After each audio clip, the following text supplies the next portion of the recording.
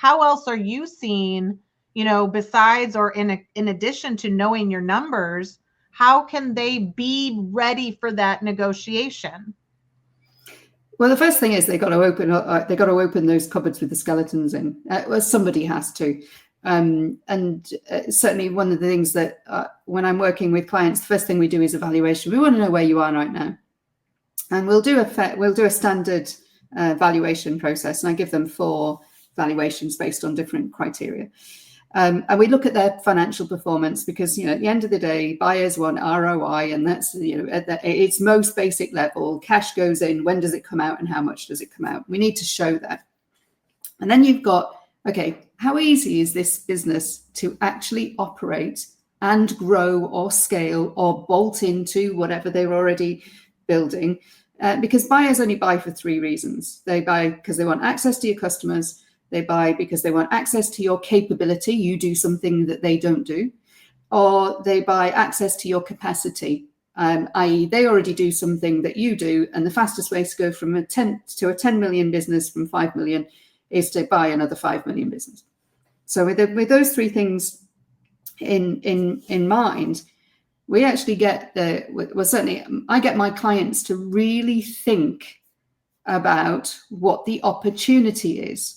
And this is, sometimes it means actually getting them to sit in a different chair in their boardroom. I know this sounds like fairyland, but if you just sit in a different chair in a room that you're often commonly in, it actually changes the way you think. So I want you to, so if you're sitting here in the boardroom normally, that's your seller chair. I want you to go and sit on the opposite side of the table, and I want you to start thinking like a buyer.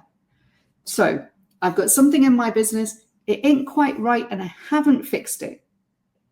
This is as a seller. I want you to present that to the buyer as, well, here's the opportunity. And rather than present them with a problem, it's like, so here's the opportunity for you to actually add value to this business.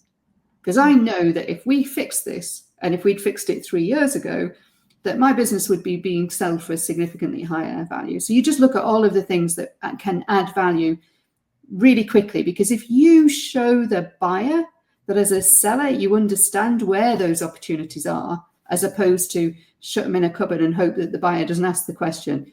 Because here's the deal. Buyer's always going to ask you the question that you don't want to answer. 100% guarantee it.